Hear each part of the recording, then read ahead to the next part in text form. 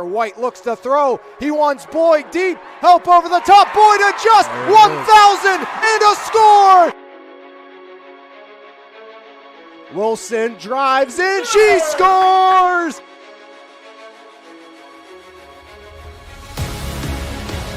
Jensen, Grayson, give and go. Jensen elevates and she slams it down again.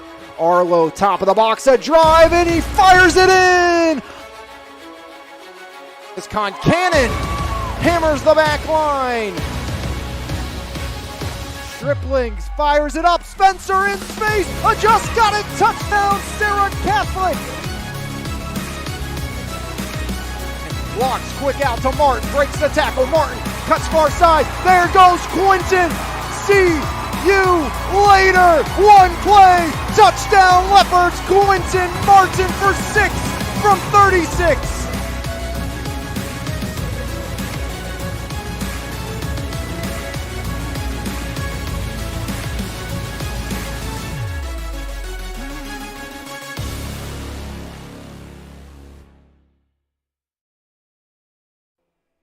Here for another episode of the Valley Sports Guys podcast, live from His Place Coffee Community and more in Monessen. I'm Jose Negron, joined by Alex Lyons, a two-man show here this morning from His Place. It's playoff time, Alex. We got a lot to discuss here this morning. Yeah, absolutely. Busy as always.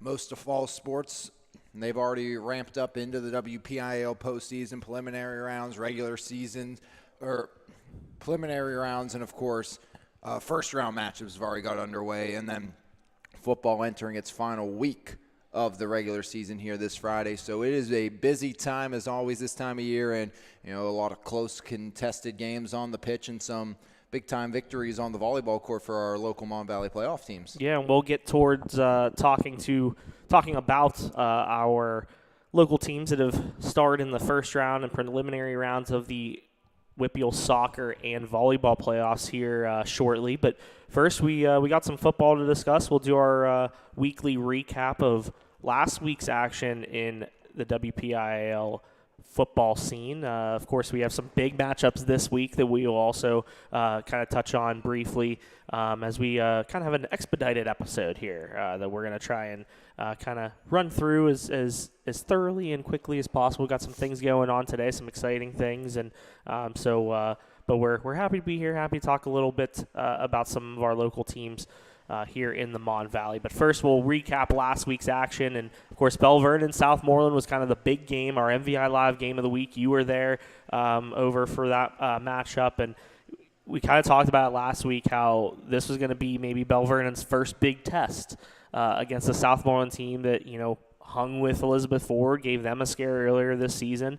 And it didn't really look like the Leopards were very phased. No, I mean, early on, you got to give a lot of credit to Southmoreland. They did everything in their power to keep it a close game. It was 7-0 after the first quarter, and to be honest, Southmoreland should have been able to tie that game up. You had the roughing the kicker after an interception thrown by the Leopards, and, it's like, okay, roughing the kicker, let's reset here where we thought we were going to hold him to 3, and then Colton Lee comes with a big interception to kind of take points off the board. So it was a really good looking drive, and Southmoreland couldn't get out of their own way. A lot of unforced penalties. They had first down and goal from the 3 and second down and goal from the 3, ended up backing up to their own 15-yard line before Lee would eventually get the interception. Curdy Wade got his first high school start at the varsity level, and he looked very good on the ground. Not a lot of passing, but you didn't need it. You had Quentin Martin for over 147 on the ground. You had Cole Doppelhauer doing what he did, striking 2 more times on the ground. 5 carries, 85 yards for him. He had an impressive touchdown run in there as well. Jake Jetico threw an INT, but got one back defensively as well on a Wildcat trick play. Braden Locks, of course, played limited minutes. I think 2 total series for Locks dealing with that injury, and they wanted to make sure he's well rested. And it was truly a game-time decision for Coach Matt Humbert. Yeah. As, I went down, talked to Coach, and he's like, I don't know. I'm leaning towards he's going to play. Yeah, and he told me Thursday that he was going to. He expected him to play, but then again, with a big matchup this week, you kind of understand, holding him out and making sure that he's fully healthy. I think one of my favorite is we're about 30 seconds from kickoff. Jeremy went over to the Bell Vernon coaches, so is Braden playing? We don't know. It was about as game time as it was right before the get. kickoff. They're like, yeah. And he did go in and play 2 series after Curdy Wade got the start, and Wade looked very good controlling the offense, and those running backs help matters. And I think that it's kind of a win-win for Bell Vernon because, talking to Coach Humbert last week, he was really happy with the fact that not only has Curdy Wade played really well the last 2 weeks, but it's given him meaningful snaps. It's given him some experience that's going to be valuable for him going forward. I mean, he wasn't playing against slouch teams. He was playing against, Greensburg-Salem. I know they've had their struggles, but, he was able to get some snaps against them. He was able to get some snaps against a very good Southmoreland team. That's going to benefit him. And then the rest, I think, will benefit Braden as he recovers from this injury to, I believe, his pinky finger. Yeah. So that's a big deal for a quarterback. So I think that it was a good decision for Bell Vernon to be able to. You're not really losing much because you have a guy in Curdy Wade who has obviously shown the last couple of weeks that he's capable of being in there, giving you kind of a different element of being a dual threat quarterback, and it provides something even different that Coach Humbert even said it last week when I talked to him. Like it provides something different that you have to prepare for when it comes to Curdy Wade rather than Braden Locks. And now you wonder, does that open up the box? So be that okay? Maybe we get into a situation. Braden Locks is healthy, but we're going to put Curdy Wade out there at quarterback, and because we like that extra athleticism running. And don't get me wrong, Braden Locks is not a bad runner by any means, but Curdy Wade could bust off a 60-yard run. Braden Locks inside the 20, you want him at quarterback every single day of the week, which is with his big bruising frame. I mean, look at the game against McKeesport earlier this year, where it was, okay, Braden, we're in overtime. Just go run your way into the end zone, and that's exactly what they did against McKeesport earlier this season. But, I mean, you look at this, I think it's a whole new dynamic. The defense is just the difference here for Bell Vernon right now. They are so overpowering, and that's just what it is all year for Bell Vernon. The offense is good. They have all the talent in the world. But this defense was absolutely living in the backfield. Again, interception after interception. Lee had one. Jetico had one. Pick 6 by Tanner Moody. So, I mean, they were outstanding in that aspect as well. But Dejon Craggett, who's one of the better backs in 3A, I mean, he's almost a 1,000-yard rusher. It was still with 2 weeks to go, and that's what it was going into. He didn't even hit 1,000 yards. I think he was like 30 away from it entering the game. Yeah, and you go back to the whole quarterback thing. It's not working awful for the Thomas Jefferson Jaguars. So, I mean, kind of throw different things at teams. I mean, it's not the worst thing in the world. Be less predictable. Yeah. I mean, look at what McKeesport is doing. I mean, they've thrown the ball a lot more, I feel like, this year with Garrett Tarker behind under center. Like, I mean, that's just one more thing that, opposing teams have to prepare for. And, they have a big one this week, too, that we'll get to here shortly. But moving on, going and talking about the Elizabeth Forward Warriors. I was over at EF for their 48-13 victory over Greensburg-Salem, and we say it every week, but Ryan Messina continues to just get better and better. He's not bad. 4 total touchdowns for him. He threw for 3 second-quarter touchdowns, was 13-17, 214 yards. Also had 5 carries for 65 yards. Showed off the wheels a little bit, which is something that the coaching staff kind of knew about. They knew that he was capable of getting out and running, which he got out to, I believe it was a gain of about 40-something yards before he had his short touchdown run early in the game. But, yeah, I mean, he's able to keep it when he has to and get some extra yardage. That's what he was able to do. And, being able to kind of implement that type of, part of your game, I mean, that's huge for a player like Ryan Messina, who has really shown capable of being a pocket passer this year. But if you can get out of there and get out of the pocket, get some extra yardage, that's going to be a benefit for you. I mean, he is going to be a guy, I think, you got 2 more years of Ryan Messina as a starter at Elizabeth Ford. He's going to be a guy. He's only a sophomore. It's kind of people. I don't think that really gets like. He is going to be a hot commodity in the area. And I'm not necessarily saying is he going to go big time Power 5 Division 1. I mean, he very well could he. Mm-hmm. Absolutely. Probably doesn't have the true height, but he's only a sophomore. Still might get a couple more inches. Oh, yeah. So, but he's a big body, big throwing quarterback. Got a great arm. I mean, you're telling me you couldn't see him right down the road at Penn West with the Vulcans in a few years? I mean, or an IUP wanting him? I mean he is such a talented individual, and it's the touch on his deep ball. I don't think I've seen a young quarterback come in and just be able to throw the ball like he is. And you wonder, 1 year in the system, even though it was an old system, but 1 year prior to having to get any true reps as a starting quarterback, does that help Ryan Messina now that it's okay? Now I'm ready to go. Now that I'm in charge, I'm just dominating. I mean, some of these deep ball throws are just – you don't see college kids, NFL guys who make throws that good sometimes. And, I'm not saying Messina's arm's that – but, compared to what he's going against, it's one of the better ones you're going to see out there. And Coach DeMarco really gives a lot of credit to the offensive coordinator, Tony Santangelo, every week. I've talked to Coach DeMarco about Messina and just the evolution of his game so many times, and just week by week, is he getting better? Is it a week-by-week progression? And, he really credits Coach Santangelo for the way that he's game planned, the way that he's kind of eased Ryan into things. And I got to give a lot of credit to the offensive line, give a lot of credit to, Jace Brown, Charlie Niggett, the receivers, Isaiah Turner, Connor Fleming, AJ Grease.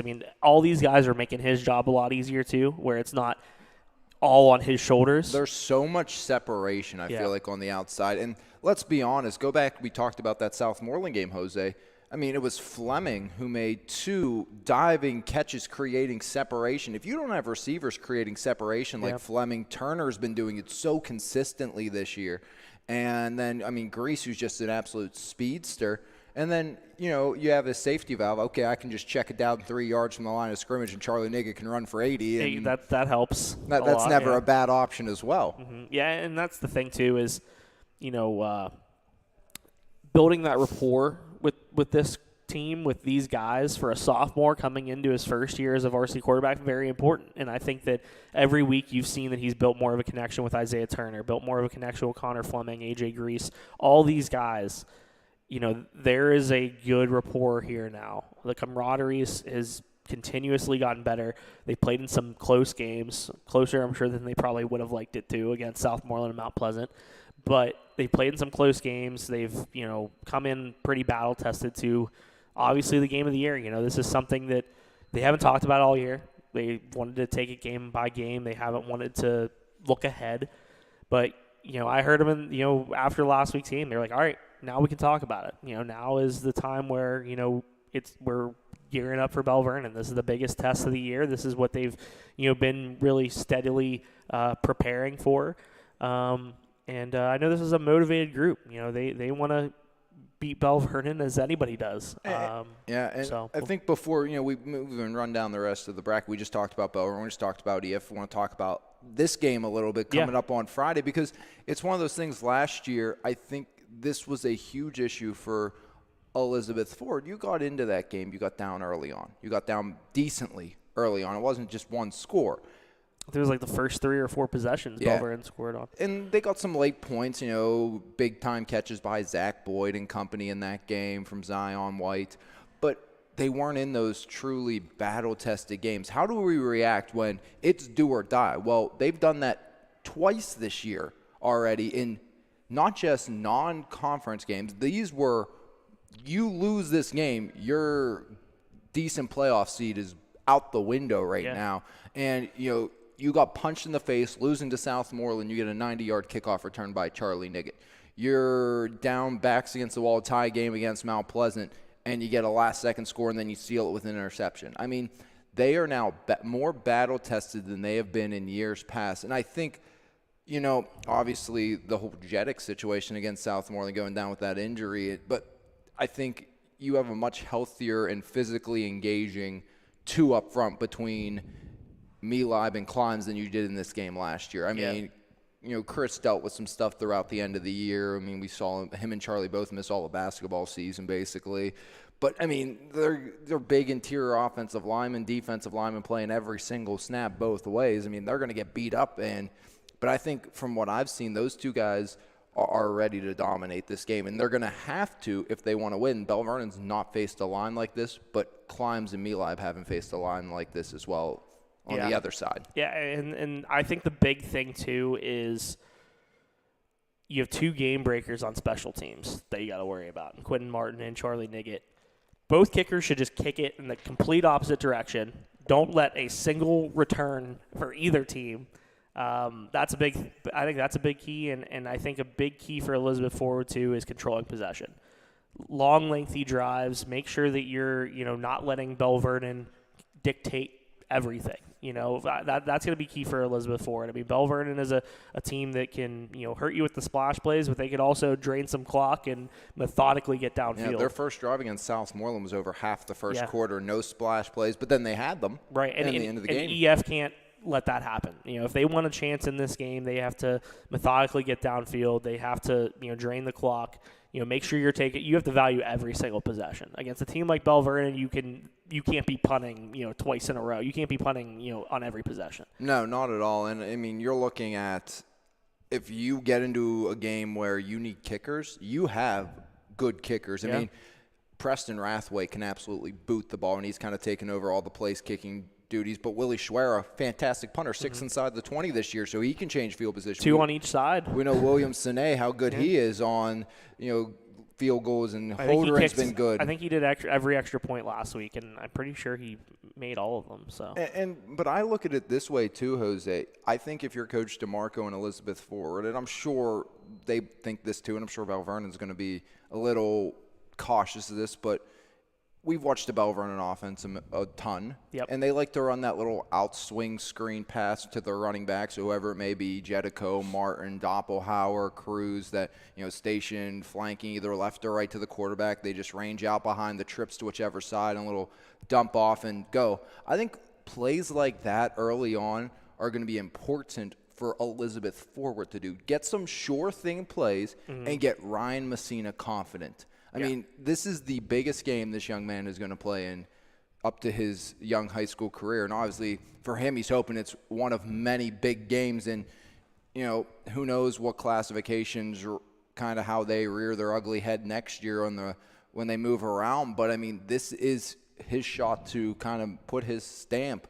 as a young quarterback on this EF program. And I think getting some confidence early on, Charlie Niggett's – I mean, he's just as good of an athlete as basically anyone on that Bell Vernon defense. I mean, don't get me wrong, that team's filled with athletes all up and down the field between Lee, LaCarte. But, I mean, Charlie Niggett is just as good as, he can compete with anybody. Yeah, and I mean, we've said it all year long. I mean, he's done everything, too. It's not like just doing one thing. I mean, this past week, he had a rushing touchdown. He scored on the opening kickoff of the game against Greensburg-Salem, had an interception that led to another touchdown. I mean, he just does it all, and even in weeks last week, I really don't think he had too many rushing yards. I think he might have like 15 rushing yards, to be honest. And I'm actually going to check. If I'm not mistaken, I can't remember off the top of my head, but even when he's not putting up huge video game like numbers that we know he's capable of, he's still contributing in some way, whether it's a big play on defense, whether it's a big play on special teams. I mean, he's just been so dynamic. And we talk a lot about, making sure Quentin Martin doesn't hurt, opposing teams. You got to make sure the same thing for Charlie Niggett. Yeah, and, it's one of those where obviously Turner's had a breakout season, but where your leading rusher and one of your leading receivers is the same player. Yeah. I mean, that's both these teams' MO. I mean, with Quinton and Niggett, I mean, Niggett's second on the team in receiving yards, first on the team in rushing. I mean, then you have Jace Brown, the bruiser, AJ Grease, the speedster. Having both of those guys combined for 1,000 yards this season, I mean, that's exactly what Elizabeth Ford knew that they needed coming into the when year. You lost Zach Boyd, who did that by himself. I mean, and then you lost Kelly Rush, too. So, I mean, they got a lot of help from these. I mean, then you had Fleming over 200. You have Grease over 100 yards. So, I mean, they've moved the ball around very well this season if you're Elizabeth Ford. And, obviously Bell Vernon, when you have the ground and pound game where you see like Doppelhauer, Jetico, Martin, and Cruz all 50-plus rushing yards, it feels like every single game on the other side of things. Yeah, it's going to be a great one over on the beach at Bell Vernon.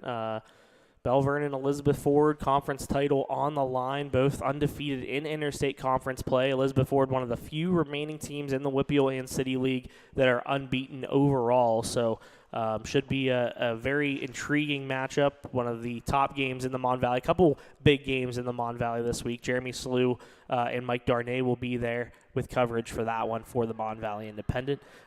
Moving on to another big matchup that we have this week, Thomas Jefferson McKeesport Week. The Big 7 conference title is on the line.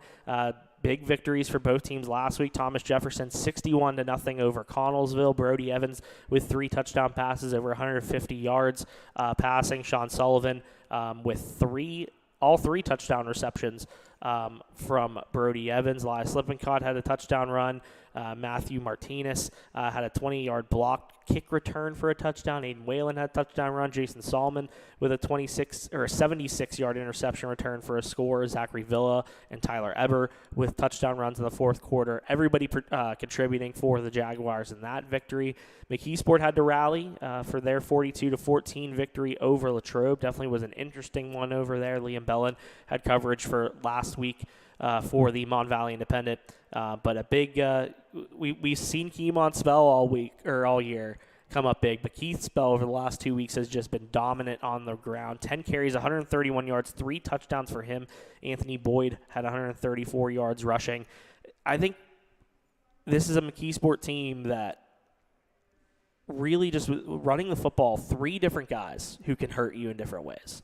Anthony Boyd's a 100-yard rusher, as we see. Keith Spell has really come on the last couple weeks. We've seen what Keymont Spell can do, and they can throw the football. And I think one of the most underrated things about this McKeesport team, Jose, is inside the 20, I'd say maybe closer to the 15-yard line, Garrett Tarker's ability to disguise the football. Yeah. I will tell you, I mean, the one time I've seen Tarker in person and watching the film I've seen of Tarker, and I've watched a decent amount of McKeesport film over the last 2 days, some TJ film over the last 2 days. That's what I do getting into a game week to get familiar with the offenses, even if I've seen them multiple times before. But Tarker's just such a magician where it's, where's the football in that? You got 6 bodies moving up front, fullback coming across, you have a wingback coming across, you have a guy coming up the gut, and there goes Garrett Tarker out the outside, and you don't know where the football is. Anthony Boyd's on the ground, and Tarker's in the end zone. I mean, he is so good inside that, like, 15, 20-yard line of just disguising on that read option. And, again, as you said, this is probably the best throwing quarterback they've had since they've had Reese as their quarterback at McKeesport. And it's a team they don't need to throw necessarily, but they have that added bonus. And that's not a knock on, obviously Jamil Perryman was one of the best players in the Mon Valley last year. I mean, he was one of the best players in 4A last year. 4A last year, yeah. I mean, he ran for 1,000 yards. They had Bobby Boyd who ran for 1,000 yards. I mean, they were the only team in the WPIAL that had 2 1,000-yard rushers on their team. They didn't have to be a passing team. They didn't have to be a passing team. Perryman could sling it. He definitely could. But he did it quite a few times. But Tarker is fully capable. If you need him to throw 15 times in a game, he's very capable of doing it. And he has plenty of athletes around him. And having these 3 running backs in the backfield, this is a very I think it's more of an unpredictable McKeesport team than we have seen in years past. And I'll put it this way: they game plan a little more to let kind of Tarker do some more passing. Like if Perryman had that opportunity, we probably could be saying the same about that. But I also remember, watching Reese when he was the quarterback at McKeesport, that I've seen him line up in the shotgun at a time or two, which is, I mean, it was rare, but, they were willing to do that because they had a little bit more comfort in Reese throwing the football. And that was kind of a year where Reese his first real, if I'm not mistaken, he came in because of an injury replacement. And I believe so, yeah. Because I think there was 2 quarterbacks that year. I just remember it was definitely a graduation, and he kind of stepped in as the starter. And but I mean, I knew. But it wasn't a for sure thing going into the season. I knew they weren't afraid to let him throw the football a little bit because I remember watching that against Woodland Hills on a Saturday, and I think he threw the ball like 7-8 times, and it was just like, oh, okay. And it was like a 7-6 final. Game went like an hour and a half, but. I mean, they have that extra ability, but you kind of worry on the other side of things from McKeesport. They are prone a little bit to give up the big play. Yeah. And you have 2 guys on the outside that can absolutely create the big play, and you have 2 guys that can sling the ball and create the big play with both Brody Evans and Luke Costco. I think that this week both teams are really in extreme game plan mode because you really have two, I think, unpredictable offenses. I mean, you have the game plan for two quarterbacks with Thomas Jefferson. What are they going to do in the passing game? They have plenty of options in the running game. I'm sure that both teams will come up with some sort of trickery to, kind of try and, throw the other off guard. But, this is two really talented football teams. I know Thomas Jefferson has played incredibly motivated over the last 2 weeks after that upset loss to Trinity. And I know that, McKeesport they always get up for this game too. I mean, Coach Matt Miller this morning, I'm excited about this game. There's a lot riding on it. Section title, playoff pairings. Yep. And he said, they are a great program. We know we have to bring our best effort this week in a hostile environment. Yeah, and that's the straight, thing. Straight from the fingers of Matt Miller this morning. It's at Thomas Jefferson. Those games, I think a couple years ago, McKeesport went into Thomas Jefferson. That was the year it was the big upset. That was, I think, when Reese was the quarterback. Yeah, no one saw it coming. No one saw it coming. So, these games at Thomas Jefferson between these two teams are always tough, always, very tightly contested. And I would expect nothing less. I mean, you got a conference title on the line. These two teams are going to be ready to go, and I'm actually very excited to see this play out. I'm also very excited to see the Cam Kane Egerton duo at linebacker. The brothers. I mean, we got an experience to Kane as a basketball player this summer, and the kid's a specimen. He is going to be such a good athlete for the next 4 years at Thomas Jefferson. Never got to see him live play football, but, I mean, I can tell you he's a monster on the basketball court. Didn't look like a kid just going to be a freshman. Oh, no, not at all. And the Egertons, they're athletes. Yep. So Cam and Kane at the linebacker position is going to be a lot of fun to watch, trying to stop those backs of Spell, and, of course, Boyd. Spell, and Boyd. It's like a law firm. Spell, and Boyd.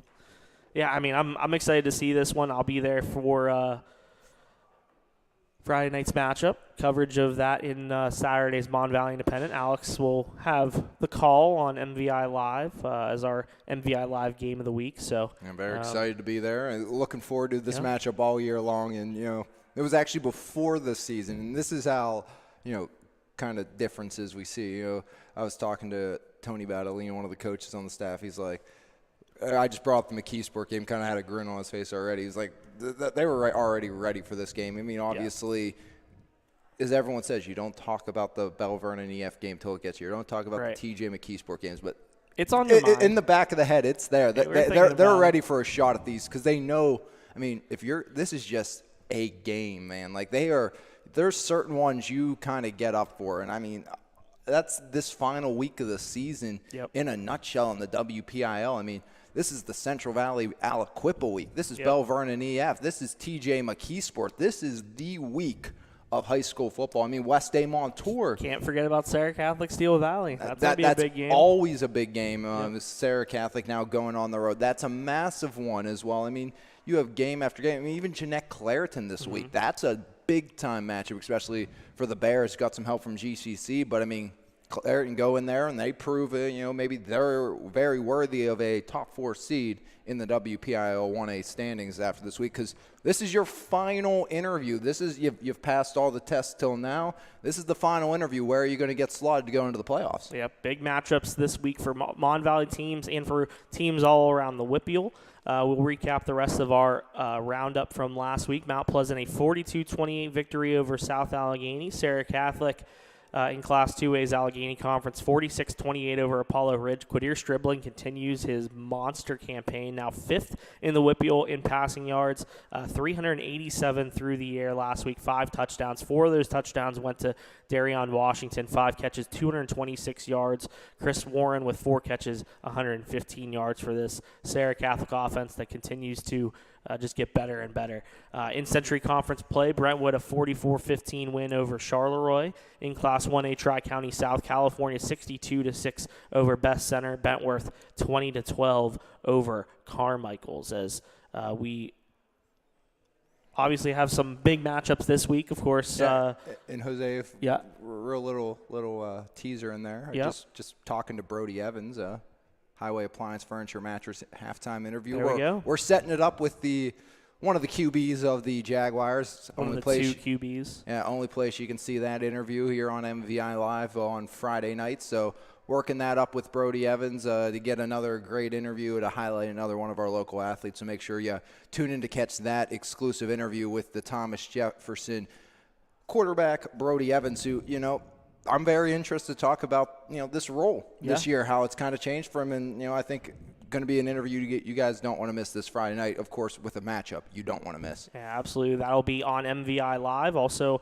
we'll have coverage of that in Saturday's paper. Myself and Jeff Helsel will be there. Jeremy Slew and Mike Darnay, like I said before, will be at Elizabeth Ford Bell Vernon. Liam Bellin will be heading down to Steel Valley for coverage of that matchup with Sarah Catholic. We'll also have coverage of California's trip to Bentworth, a chance for them to I believe fully lock up that Tri-County South Conference title with a matchup against the Bearcats, and we'll also have plenty of coverage in our weekly roundup of all the other games. So you will not miss out on any coverage of any of these matchups this Friday. We'll definitely be there for you from the Mon Valley Independent in one way or another, whether it's in print or on MVI Live. So. And of course, stay tuned to the social medias. Maybe some big stuff in works here. We'll see. Just obviously, always maybe turn on notifications when we send out a tweet that what we're doing, what maybe is working in the vicinity. Maybe Alex has some stuff up his sleeve, guys. You never know. So hopefully we can get you some more information on the no information I just provided. But just make sure you stay tuned for what's coming up. Obviously, PIHL hockey will always have some more coverage of that throughout the remainder of that regular season. But maybe some things up in store for the next week or so. So make sure you stay tuned to the social medias. We'll get that out to you as soon as we can provide that information. But Jose, besides football, obviously fall sports in full playoff swing. The number 1 seeded Eagles, number 2 seeded Commodores, and 1A volleyball. Number 1 seeded Charleroi Cougars boys soccer team. Bell Vernon started their playoff. Charleroi TJ, they're all getting underway. Ringgold volleyball got a big win. A lot of big victories for some local teams. We'll kind of run through maybe some of the more memorable. I mean, a lot of first-round wins that were kind of expected. Yeah. Last night Absolutely. I had the Charleroi girls soccer team getting a 4-1 win over Riverside. They have a big one coming up against Springdale on Saturday, 1 o'clock at Myron Padia Stadium.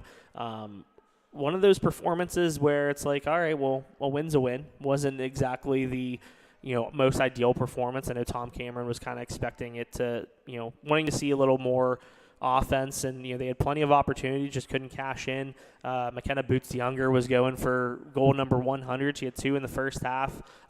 Couldn't find that 100th in the second half, so she's at 99 going into that game against a very tough Springdale team. It's one of those tough matchups for Charleroi coming up on Saturday that they're going to have to be ready for. It's going to be all hands on deck. Everybody's going to have to contribute defensively, offensively, but definitely going to be a big one for the Cougars if they want to advance to the semifinals. Yeah, absolutely. And, Charleroi, I feel like one of our soccer teams that maybe, even though it wasn't what they wanted, the girls team, maybe one of the only teams in the area that kind of still had a little bit of breathing room. And first playoff win since 2016 for the Cougars. Yeah, so that's a big deal, big thing for these seniors. They've been through some tough times, some tough years. So for them to be able to get a playoff win, that's pretty significant. And if I'm not mistaken, their section Mon Valley foe got a playoff win. Am I correct on that as well, Jose? A very big win. That's perhaps massive for them. The biggest win in program history for the South Allegheny Gladiators. That was a big one. 2-1 overtime victory over Greensburg Central Catholic. We had coverage of that in today's Mon Valley Independent, courtesy of our friend Bill Beckner over at the Trib. But a big victory for the South Allegheny Gladiators, an upset win over the Centurions of Greensburg Central Catholic. Overtime victory. This is a SA team that really thrives in overtime games and in one-goal games. I think that they probably enjoy giving their coaching staff heart attacks. We just call these are the heart attack kids, right? I mean, the cardiac kids. There we go. Let's call them the cardiac kids. The South Allegheny Gladiators girls soccer team. We'll dub that nickname for them. Layla Shervon with the game-winning goal off a corner kick from Riley Stetz as they get the big victory over Greensburg Central Catholic. But, kudos to South Allegheny. This is a game that I think even they knew that they're capable of winning this game. I mean, this is a team that, they got a big signature victory during the regular season over Chartiers Houston. They played in a lot of tough games. That section does not get nearly enough credit. No, we've talked about it plenty of times. We've talked about it with the coaches in this section that, that section doesn't get enough credit with just everybody just beating each other up all year. All 4 teams, I believe. Well, no, 3 of the 4 teams. I think Waynesburg lost. But Char Houston also picked up a win. So, that section, 3 of the 4 playoff teams get a first-round victory. Congratulations to the South Allegheny Gladiators. Ava Martorelli also had a goal in the first half of that one. But it was a 1-1 game at halftime. They held GCC in check to no goals in the second half. And then, they were able to get that overtime goal. So, huge program-changing victory here for the monumental Gladiators. For them, and that's awesome to see. You love to see them come out and maybe a program that kind of people were doubting coming. It's like and then go out there and did exactly what they knew they were capable of doing. And you put them in maybe some of the other sections, they're not where they finished in the section play. They're higher up. I mean, that's a tough section they were in. I mean, night in, night out, and then you go out and get a big time win over a team that's been around. They've been very successful year in and year out of the playoffs. So. And that's the thing too, is in that section, even a lot of the non-playoff teams were spoilers. Absolutely. I mean, look at Bentworth. I mean, Tyler Hamstra is one of the best coaches in the Mon Valley. I mean, I think every coach in this section just goes above and beyond in terms of preparation, in terms of coming up with game plans for their specific teams. Credit to Tom Cameron and credit to Tyler Hamstra, Andrew Dyson. But just always prepared for the matchups that they have coming up. And I know Coach Dyson's preparing for this Winchester Thurston matchup that they have in the quarterfinals. So we'll see if South Allegheny is able to continue this, going into Saturday. Yeah, big time win for both those teams. Obviously, Thomas Jefferson girls victorious once again in the first round. I mean, that's another very talented program. And I got to say, and I wrote about this in my story in yesterday's paper, but it was really their defense that finally kind of, like, you look at their numbers. They were the highest scoring team in 3A during the regular season, 119 goals.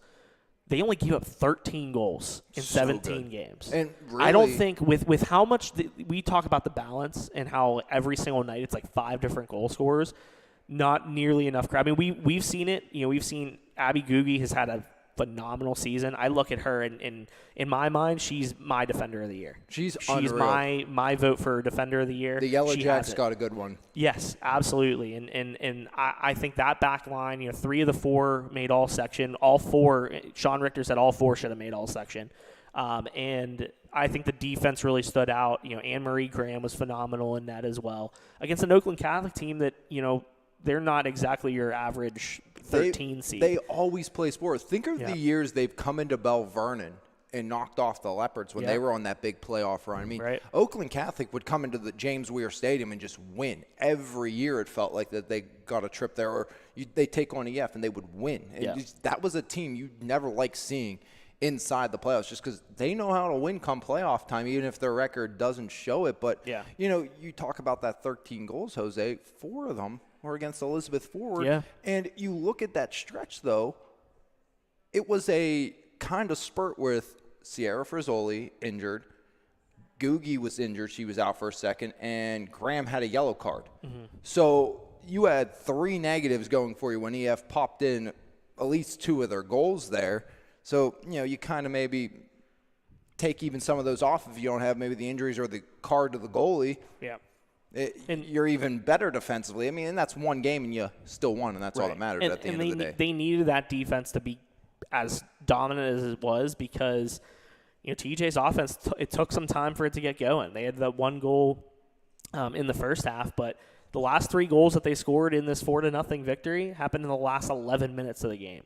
So I think it was probably encouraging. I know every coach wants to, put more than just 1 goal on the board, for the first 70 minutes of play. But I think it had to be encouraging that TJ was still able to fend them off, play solid defense, have quality goalkeeping from a girl who, from what Sean Richter has said, this is her first time playing soccer in at least 6 years. So a very encouraging thing for this TJ team that has plenty of offensive contributors.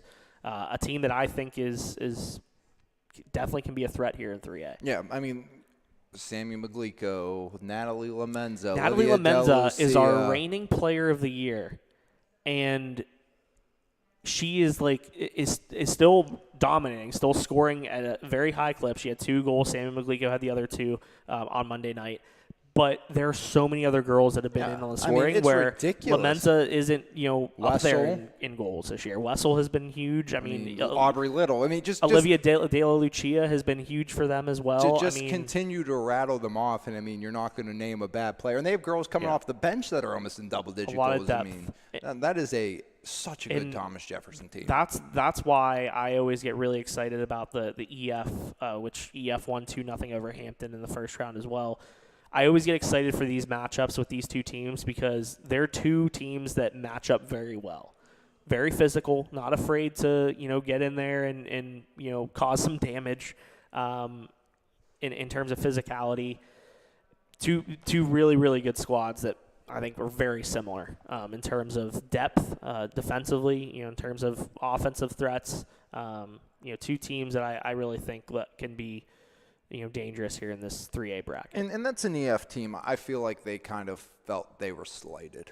Oh, absolutely. I think they were. When I say feel like that's basically the words out of Alyssa Terz and Chloe Zombeck's mouth to me Friday night at the football game when I was talking to them. They're like, we should have at least been reversed, that we should have been playing at home. There's no way we should have been going to Hampton. And they went out there and took care of business. That back line, I mean, Zombeck, Olivia Kristen, Terza, Crosby, and then, of course, Addie Davis in goal, that's a big get back after her injury. Yep. I mean, that's part of the reason. This EF team is just good. And then you have Brooklyn Baldensberger, Ferrero up front. I mean, Baldensberger has, so good. I think, taken her game to a whole nother level with Abby Beinlich being out. I mean, you knew you needed her to take that step. Imagine if they had her. Yeah, I mean, you needed Brooklyn to take that next step to kind of fill that void of the leading goal scorer, and she's been phenomenal as well. So. I mean, do we move the boys now? Yeah, let's talk a little bit briefly about the boys. Bell Vernon got a big victory in PKs over East Allegheny. They move on to the quarterfinals. Big playoff win for them. The Charleroi Cougars, Beaver County Christian, 1-0 victory over them, which was kind of surprising, but also, I think they kind of anticipated coming in. This is a Beaver County Christian team that hadn't allowed a lot of goals all season, hadn't scored a lot of goals either, but they were very stingy defensively, and Charleroi might have ran into the first round kind of jitters maybe. I know it's a veteran heavy team, but maybe those playoff jitters kind of came into play. And they don't have to face Winchester with Winchester losing to Eden now, so the no WPIL rematch, which is I think is part of the reason we saw that seeded that way. Yeah.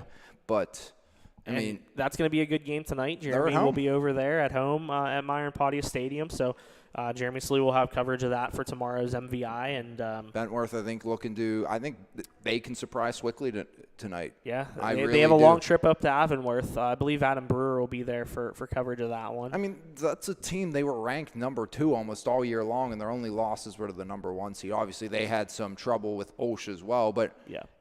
Is it that, again, Bentworth, you got to go now to turf, which how much does that hurt them into the playoffs, having to play at South Fayette in the first round? And I think, we talk about, team had trouble, and, especially when it's a 1 seed versus a 16, a 7 Saturday versus afternoon games are Saturday not afternoon game. Also, in the playoffs, every team is good. They're there for a reason. I know that there are teams that are under 500 that are in the playoffs and things like that, but think of the Elwood City year in basketball.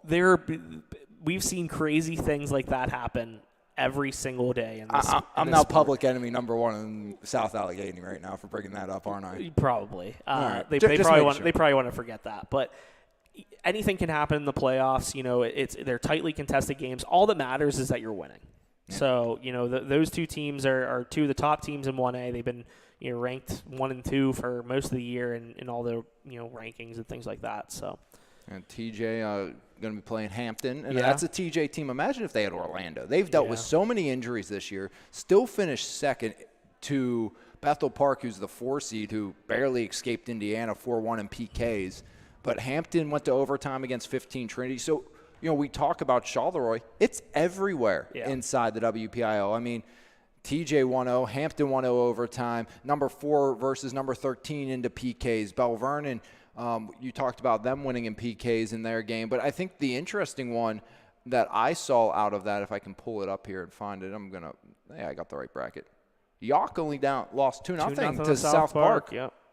So, I mean, you never know. And now, Bell Vernon is the 5 seed, gets to go up to Abernworth on Thursday. But I think just a lot of talent up and around this bracket. And soccer is one of those things where truly I feel like anyone can win on any given night. I mean, you just get a couple bounces and all of a sudden things aren't going in your direction. I mean, but a lot of the Mon Valley teams are on the right end of those close games, which you love to see. Right. Yeah, I mean, we've seen so much talent on both the girls and the boys side, and they're showing it here in the first round. A lot of teams that were victorious, a lot of teams that will be playing over the next couple of days, even this weekend coming up. And one of those teams is the Charleroi girls soccer team. Like we said, they'll be playing on Saturday. The boys are in action tonight. I want to give a shout out to the Charleroi soccer teams. It'll be celebrated Saturday at a Sunday, actually, starting 6 p.m. Sunday at Trustees Park.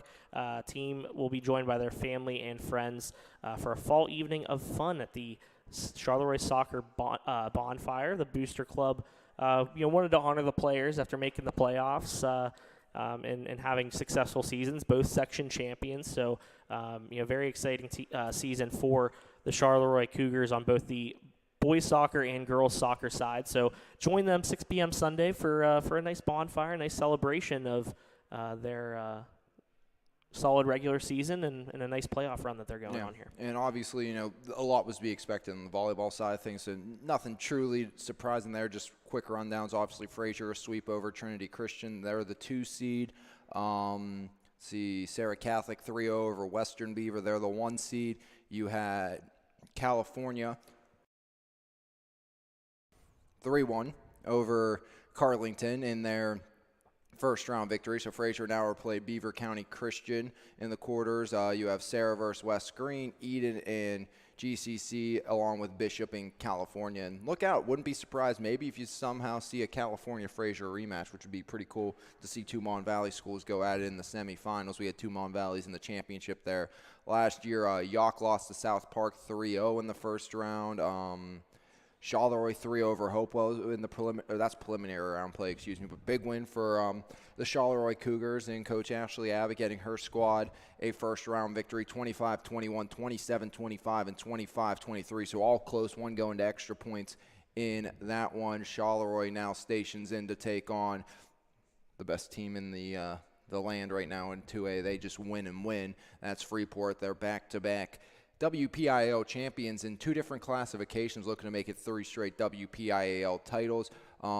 In preliminary round game, which is ridiculous that Ringgold had to play a preliminary round game. They were 3-0 victory over West Mifflin. Of course, their only true losses in the season were to Thomas Jefferson, you felt like. Yeah. So that's a little surprising that they had to play that preliminary round game, but they got the win. They were taking on Oakland Catholic at Oakland Catholic, and that's a tough environment to go into. Everything's cramped in on you, so that's not an easy place to go to if you are the Ringgold Rams. On the other side of things in first round action in 4A, I think actually that might be it. No local teams in 4A. Nope. Yeah. Yep. I was just I knew I was missing a team. I feel like usually, SA, they're going to be playing Shenango in their first game. That's who I was looking for, and that's why I kept scrolling up. But they're in obviously the 2A bracket as well. At Freeport tonight, 6 p.m. So they'll play right before Charleroi does in the 2A bracket.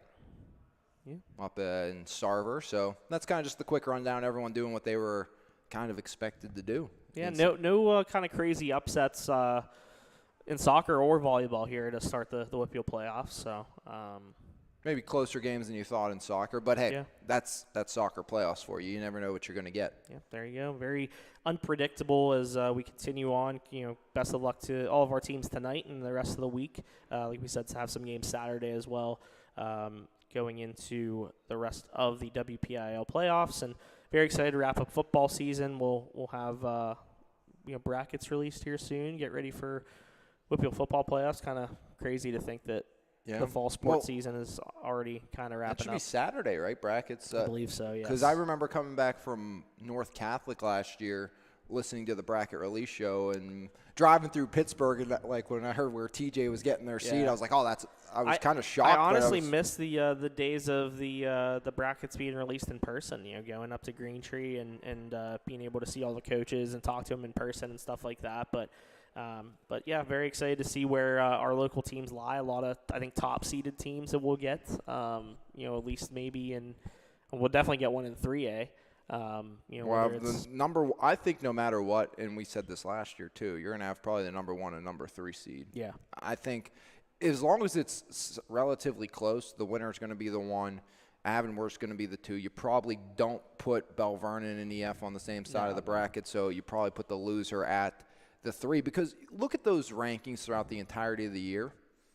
It was all Mount Pleasant was in there at times as like a top 5 team. I mean, I just don't see any way where you don't look at the winner is the 1, the loser's the 3, with Avonworth, the defending runners-up, as the 2 and 3A. And I think, it's interesting. Obviously, you look at probably the Quips get the 1 again, but can TJ still find themselves into a top 4 spot even with the conference championship with that loss now to Trinity, or do they punish TJ in some capacity? I'm not saying TJ, but they got a bye last year. Yeah, I mean, if they beat McKeesport, I don't think TJ gets the 1. No, Aliquip is as long as Aliquip beats Central Valley, they get the 1. But then if Montour beats West Allegheny, which I would be surprised probably if they don't. Yeah, I mean, I would think Montour would have to be in a top 4 seed situation in the grand scheme of things in the playoffs. Yeah, I agree. So, I mean, a lot of interesting things. Obviously, I think Clareton, a win against Jeanette, they've kind of been, I think, slighted a little bit in 1A. I think Cal's been slighted a little bit in 1A. Obviously, I think Cal because of their conference. But those are 2 teams behind now Southside Beaver, who's probably got to be considered a top 2 seed after kind of absolutely dismantling Union on Friday. Yeah. And then, of course, Cornell's been good this year. Bishop Canavan's good. Fort Cherry's good. And then you have Clareton and Cal. So there's a lot of good teams in that 1A.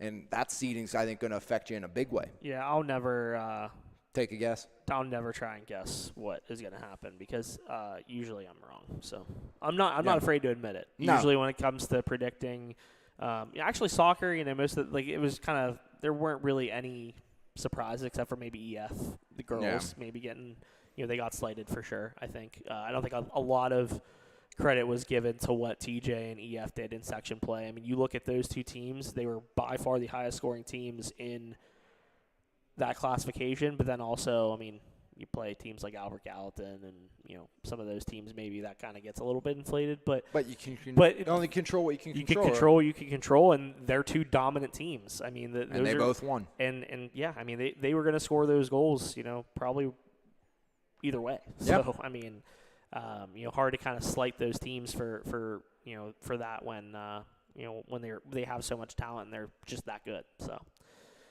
but moving on a little bit, you got anything else you want to touch on here in the high school realm?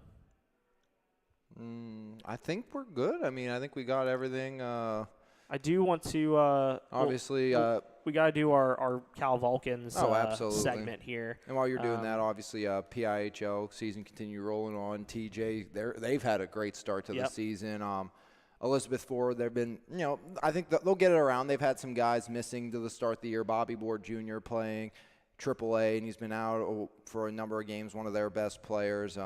Then you have Ringgold. They've had some tough games here and there, but, a game they probably should have beat Neshannock in on Monday, lost up on the road in overtime, 3-2 to Neshannock, who right now they're the favorites probably to win with Gio Valentine, Nick Bucci back and company, but the defending champ Ringgold Rams, who have lost a lot from last year, prove they're still, a force to be reckoned with. We'll, of course, have more coverage of high school hockey coming into the next couple of weeks. Nothing slated for us this week just due to scheduling facts and unable to get anything hard on the schedule for this week working with the PIHL. But, it's good to see our local teams off to some good starts, at least with TJ and Ringgold trying to figure things out. But Ringgold looks like they're starting to get back on the right track. And Slippery Rock, they were on the right track against Cal U with that 35-0 run. Yeah, they sure were. 42-21 victory for Slippery Rock as they take firm hold of first place in the PSAC West standings. 28-8 in the second half. It was a 14-13 game at halftime, but Slippery Rock just wouldn't be denied in that second half. Turnovers, I mean, that hurt the Vulcans. I mean, Davis Black, 7-22, 102 yards, had 3 interceptions. Braden Long was phenomenal for Slippery Rock, 21-35 for 299 and a touchdown. Eric McCann was solid for Cal on the ground, 18 carries, 99 yards for him. 3 rushing touchdowns for Davis Black, 13 carries, 34 yards as he helped kind of carry the offense there. But this is a Slippery Rock team that, they forced turnovers. They took advantage of them, and that's the big reason why they're now in first place all by themselves in the PSAC West. And we talk about never easy to make that trip up there on the road, and, kind of just it's spiraled on Cal, and that's kind of one of those things that you play stopper, you don't let things spiral, and that was such a massive run by Slippery Rock. You hold that to maybe even only a 14-0 run. Mm-hmm. You're sitting, okay, let's regroup, get back in it, but just continue to spiral, and the final result was as seen, with Slippery Rock, a very well-ranked team overall in Division II. I mean, doing what they've kind of been doing all year. I mean, the defense for Slippery Rock gives up points, but their offense has been one of the best out there. Yeah, and this is a Cal team that, I think this is the first kind of speed bump that they've run into. Shepherd was a tough game, that was, I think, a one-score game in that one. So, I think it was a 10-point game, actually. I mean, it was a tough loss for Cal, but this is still a very talented team, and this is a team that, this year was kind of a different year for them, some different, players that, missing from graduation and things like that. So new quarterback, new wide receivers. I mean, this has definitely been a transition type of season for Cal, and they still really haven't missed a beat. If this is a transition season, fantastic transition season. And that's the thing, it's kind of a transition season in the sense of, trying to replace some key, contributors from the last several years. But, this is a coaching staff and a group that is ready, for anything that comes their way. So definitely a kind of a speed bump here for Cal in the loss to Slippery Rock. But, expect them to finish the season strong. Still have a big game down the stretch here against Gannon as well. So, they're going to have to be at their very best the rest of the way. And encouraging first half as well. I mean, they stuck with Slippery Rock for a while there, and, the Rock just kind of got going there in the second half. Yep. So. And again, we talked about letting things spiral. Got to not let anything spiral here. Yeah. Get back to work and, finish things out, win out the rest of your way, and see what happens. Yeah, Cal will be at home against Mercyhurst this weekend at Adamson Stadium before finishing off their regular season slate with a pair of road matchups at Gannon and at East Stroudsburg. So, we'll have some recaps in the Mon Valley Independent on Monday for that matchup against Mercyhurst, and we'll do the same for those last couple road games. Always enjoy going up to Cal and going to hang out with Matt Kiefer and the guys in the press box, and being able to talk with Gary Dunn afterwards, and all these guys. So been a fun time covering the Vulcans this year, and we'll continue that as they move towards the end of their regular season slate. So anything else we got here? Dale Jr. episode. This is the Dale Earnhardt Jr. episode. That's why Jeremy's on here, so you got to bring it up. Championship 4, 2 races left in NASCAR season. So. Yep. Yeah, Jose, will he be looking like you got to get in? I mean, my prediction. That's what last time Jose and I did an episode by ourselves. We predicted NASCAR Cup Series champions, and Jose, yours is looking pretty of locking in. Well, Mine's already locked in. Your guy's already there. And my guy is. He's the leader in wins this season. As long as Byron finishes top 10. I think even top 15. Well, he has like a 30-point lead. That's what I said. One person's guaranteed to point in, and as long as Byron basically doesn't wreck out of the race, it's clear as day that he's going to work his way in. As long as Ryan Blaney just runs into the wall or something like that. I mean, Blaney or, he's kind of had some bad luck. He was roasting Denny Hamlin after the race. Well, he should have. I would be happy if it's Willie B and Ryan Blaney. That's out of the two left. I would very much like to see. I'm a big Blaney guy, but Willie B's going to be there. I told you. I told you at the beginning of the year. I would be surprised at this point if he's not there. It's a disappointment. I mean, for him. predicting Kyle Larson, like that's just a given. Like Kyle's my guy. Me predicting Willie B. I mean, that's a kind of some people might call that a bold prediction. I stand by it. Hey, the I guy's don't blame you. Phenomenal this year. Willie B's had his best year, and he's a stud. That's great for him, and it's great for Hendrick to have once again most likely two guys in the championship four. We've seen them consistently run guys out, whether it be Chase Elliott, Kyle Larson, who have won 2 of the last 3 NASCAR Cup Series championship before last year's Joey Logano won. So you like to see Hendrick having some success there before you get into a silly season. This is what NASCAR. happens when Jeremy leaves us alone. Hey, listen, it's he's okay. lucky we're not talking fantasy football right now. We're not talking. I'm done with fantasy football. I quit. I'm all in. I'm 5-2 in Dynasty. I'm ready to get a stretch run. See, that's what I would like to get a nice Dynasty league going, but. My Dynasty team's looking good. They're healthy. I just made some good trades. I just acquired Adam Thielen and Chris Godwin to strengthen up my wide receiver core. I'm ready. I like the way you're moving there. Let's go. We do have some news from the Bleacher Creature that was forwarded to me from an anonymous source. I don't even know. I never even get these emails. I don't even know how I got it. But they knew Jeremy was skipping out on the Dale Jr. episode. I guess. But I received this from the Bleacher Creature. I'll just read it here. The Bleacher Creature is a little tired of the social media stunts. You really do see some slimy stuff on some responses that are from grown people on social media posts. I know. We shouldn't be surprised. Adults and even some who are coaches and so-called trainers / mentors of local youth. It's time to grow up and stop commenting negatively or what you think is funny under kids' posts. It makes you look really bad and truly puts into question what little integrity you might have. I get it. You feel down about yourself, your failed attempts at playing and coaching, and this is why your only way of communicating your resentment, but let's stop. Pull it together. Next, again with the social media. Before people get all worked up about media coverage, and this is not just locally, you or someone from the district should do a double check with the AD of said school. Check to see what their relationship is with the news outlet, or better yet, what info they have provided, or maybe, and better yet, not provided. You'll be surprised at what you find out. Kiddos, you win as a team, you lose as a team. When you win and have players complaining and calling others out after the game, it might be time to look in the mirror. Until next week. That's the Bleacher Creature. And Jeremy's mad we were talking about NASCAR. Oh, he is? Yeah. What did he say? Hey, I mean, he said like 2 weeks ago. What, you can't be here, but you could be in the chat? Come on. Be better? Be better. Come on. Stop it. That's for you, Casey. Yeah. So, what do we got the rest of the way? What's our MVI live schedule looking like for Friday night? We got, of course, Thomas Jefferson, McKee Sports, so be sure to hang out with us on Friday. And then just stay tuned to the social media, and we'll let you know maybe some new information about what's going on within the near future. Yep. Some exciting stuff. Exciting stuff going on. We will be back here again next Wednesday, as we always are here at His Place Coffee Community and more. We got to thank them, of course, for allowing us to spout our nonsense as usual. I don't know why they let us continue to come back in here.